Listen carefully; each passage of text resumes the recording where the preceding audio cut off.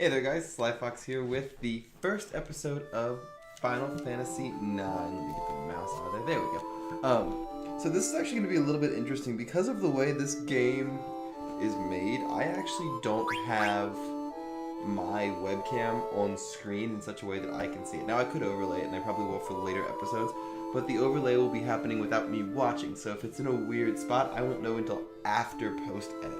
So if this first episode is kind of funky, apologize. Anyway, as you guys know, this game is my favorite Final Fantasy game. I've played through it no less than 20 times, and I'm not exaggerating. That being said, I've only ever done the completionist playthrough once, because there's a lot to this game. I mean, compared to modern games, it's about equivalent to, like, you know, Final Fantasy 15 or Skyrim. There's a lot to be done. Stop loading, I know. I'm just gonna keep moving just so that it doesn't time out on me. Sorry about that. But the point is, I love this game. I love this game very, very, very, very, very much. And I've actually been playing it because I've remodeled the office. I know we've talked about that from the Christmas special. So the office got remodeled now that I actually have kind of like a game setup where I can use my controllers and stuff with Steam games. I'm so much happier being able to play games like this. And I want to share this story with you for those of you who haven't played it. But I don't want to just tell you the story because I know all of it. I want you guys to experience it for yourself. So, for those of you who haven't had the chance to play this game or maybe thought, oh, this is an older Final Fantasy game, it is on Steam, but it's worth checking out. Please, please, please, please, please check it out. It is so good. And I'm about to prove it to you. This is going to be a long playthrough, and I mean long. Give me 1 second. Yeah. This is going to be a very, very long playthrough because this is a very long game. I'm not going to completionist this, and I actually have my own game going right now on this, but it has cheats on, so I'm not going to display that one because I like playing with cheats because I've played it enough times. I'm just like, give me the power and let's go. I'm going to play this for you like I would have played this originally. And again, I have played this before, so I have kind of an upper hand on the game playing and blah, blah, blah. But, alright, that's enough of me babbling. Let's get right into this game so that you guys can experience this. Firsthand, because it is amazing. So I'm gonna shut up now so that you guys can watch the beauty of this game. Remember, this is old. This was PlayStation 1, and these graphics really haven't changed much. They refresh them so you can see them on a 4K play.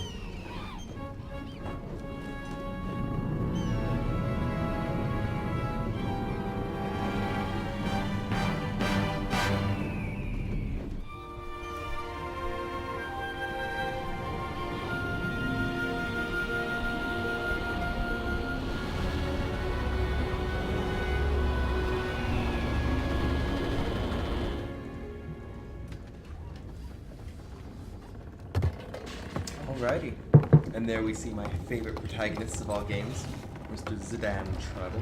I really wish, I know Final Fantasy VII is getting a remake. I would die if they did a Final Fantasy IX remake in modern graphics because this thing deserves it. But again, I love Final Fantasy IX pretty much more than any other Final Fantasy game ever made. 15's come close.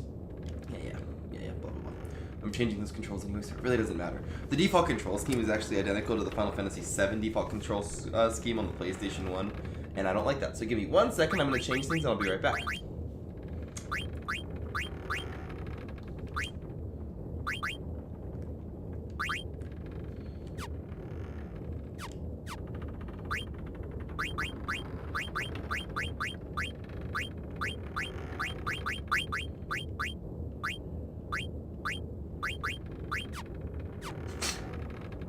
Alright, everything is all fixed up now, and we can begin in the game. So, early on in the game, there's a lot of things that you can do. Yes, I know what I'm supposed to do. To fill in the backstory.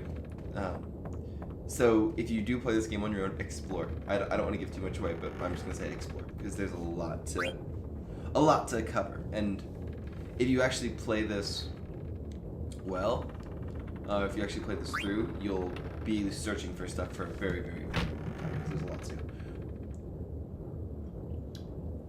There's a trick to that, though, however, because one of the ultimate weapons you can only get if you get to the end point of the game in a certain amount of time, and it's very hard to do unless you that 10. So it kind of becomes a balance of which ultimate weapon do you want, the main characters or one of your party members. And your party members does that with Zidane's, but by the same token, Zidane's ultimate blade is too. I will get that in this playthrough, I promise. Yes, I know how combat works. Just that music, though, like, for those of you that didn't grow up with Final Fantasies, you probably don't have an idea of how much the music of the battle gets ingrained in you. And eventually you hate it because you hear the same music all the time. But for me, I hear that, and because it's something from my childhood from a long time ago, I hear it and I'm like, yeah, let's go. Let's go. Let's do it.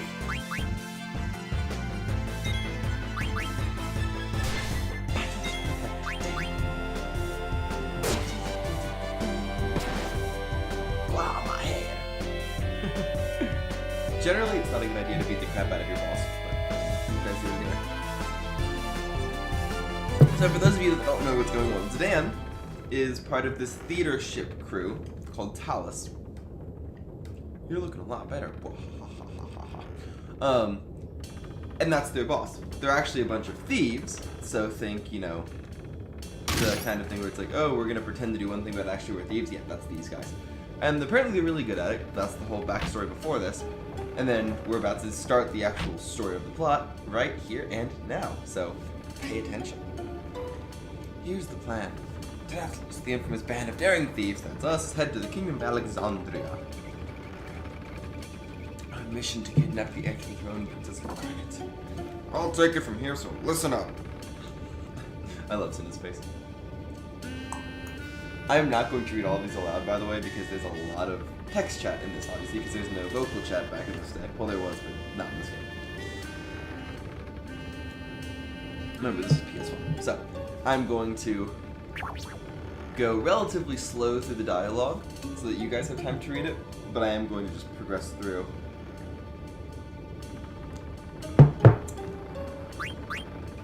So that you guys can... So you guys know what's going on, but I don't want to have to read the whole thing, because if I'm reading hundreds of hours of story, I will lose my voice forever, and that's not a good thing. Well, you guys might think it's a good thing. I don't think it's a good thing.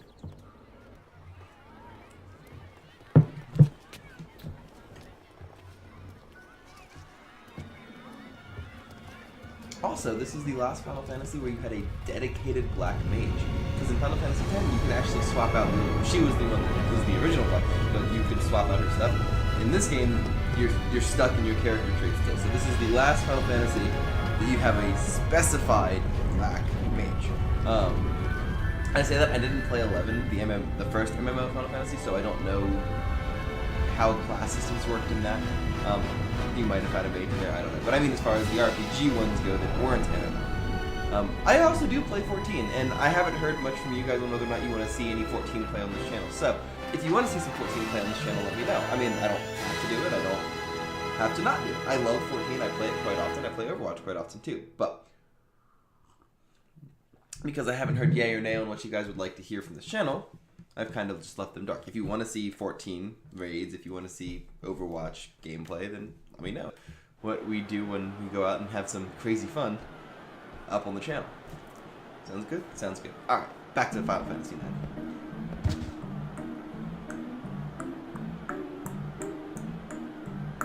Alexandria. The first and one of the main cities in the game. The other being Lindblum, which you will see not in this episode, probably near like episode 10-ish. Oh, I'm gonna keep these to 20-minute episodes because again, long game. But the first few are gonna go kind of slow because there's a lot of visuals, so or a lot of movies, cutscenes, stuff like that. I don't want to play cards with you. So, I'm going to keep these episodes to 15 to 20 minutes, wherever is the natural cutoff point or / save point.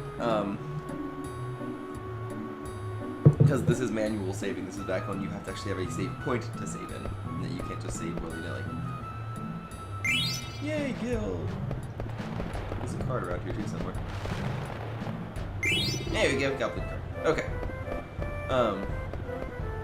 So yeah, I'm gonna try to keep these short-ish so that they don't drone on, but I love this game so much that this will be a complete playthrough. I also haven't forgotten about Final Fantasy VII, so don't think that that one's off the hook either, the triple speed playthrough. Yay, jump rope! Yeah!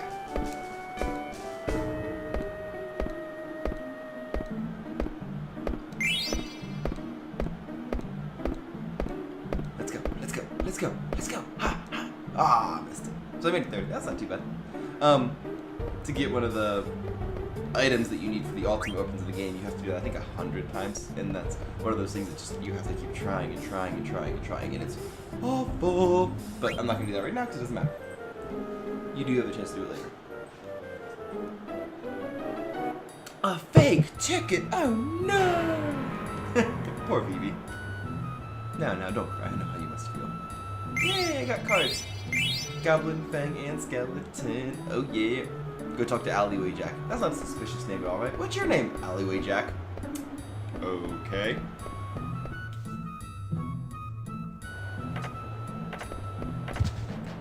Vivi trips out, poor guy. You made me miss you, little whippersnapper. Little klutz, sorry. I also love the character designs in this game because they're like anthropomorphized humans and objects. Like, I don't know if that's a possum or a dog, but I mean either way. And then Puck's obviously a rat.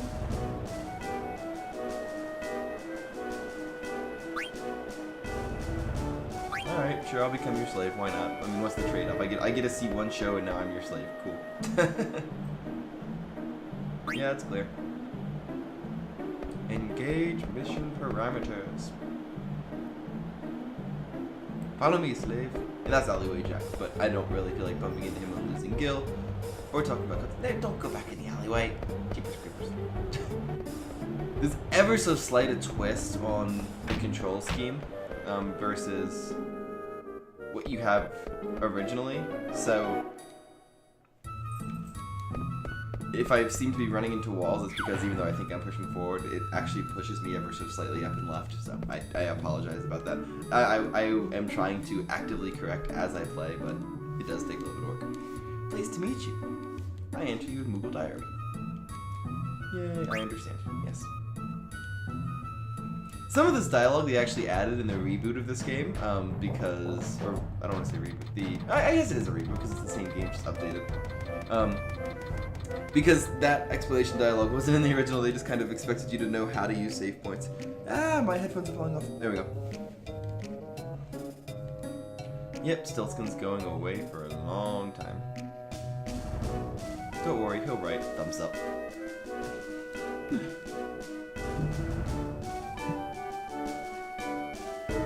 Alrighty guys, and as this is the first save point in the game, I am going to save here as soon as all this talking's done.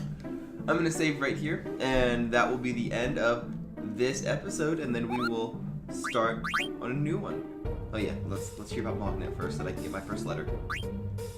Yes, give me the letter, thank you. Alright, now I'm going to save and end this episode here. So, thank you all very much for watching. Let me know what you think of this game so far in the comments down below. Again, I love this game to death, and as you can see, actually I don't want to put it in slot 1.